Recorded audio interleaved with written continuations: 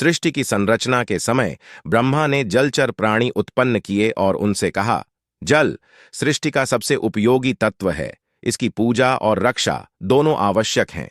इसकी रक्षा करने वाले प्राणी रक्ष तथा जल का यक्षण पूजन करने वाले प्राणी यक्ष कहलाएंगे। इस तरह रक्ष, राक्षस एवं यक्ष जातियां अस्तित्व में आईं। राक्षस जाति में हेति और प्रहेति नाम के दो भाई हुए। कुछ समय बाद प्रहेति ने संन्यास ले लिया तो राक्षसों के नेतृत्व का भार हेति पर आ गया। हेति ने काल की बहन भैया से विवाह किया। उनका एक पुत्र हुआ, विद्युत्केश। उसका विवाह संध्या की पुत्री सालकटंकटा से हुआ।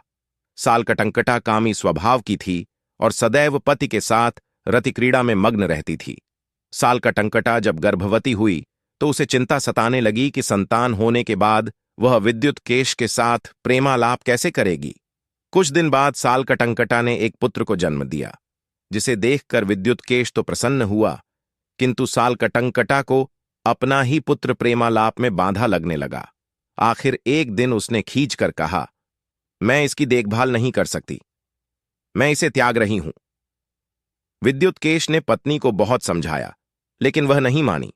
आखिर सालकटंकटा के कहने पर विद्युत्केश ने अपने नवजात पुत्र को एक पर्वत शिखर पर मरने के लिए छोड़ दिया।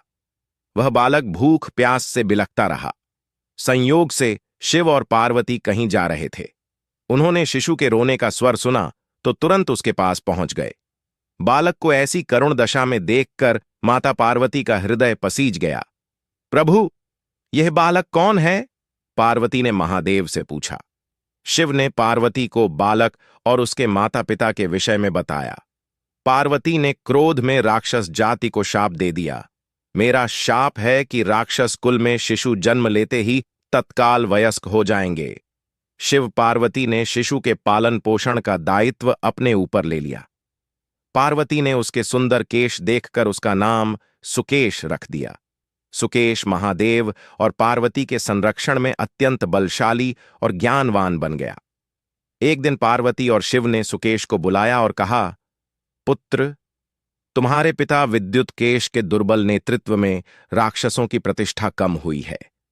तुम अब बड़े हो गए हो, इसलिए राक्षसों का नेतृत्व करो और वंश के गौरव को पुनर्स्थापित करो।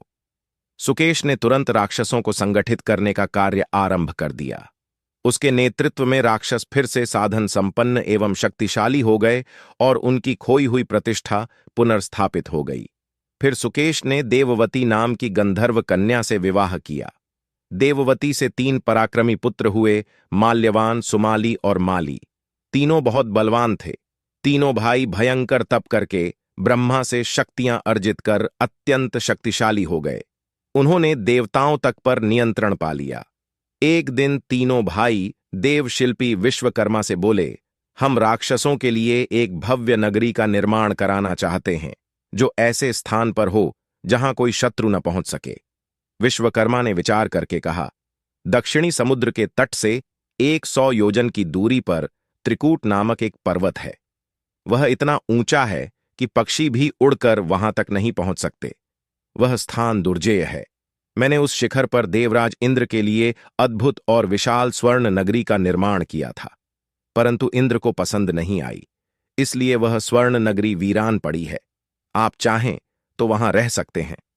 उस नगरी का क्या नाम है? माल्यवान ने पूछा। लंका, विश्वकर्मा ने उत्तर दिया। इस तरह इंद्र के लिए बनाई गई लंका राक्षसों की हो गई।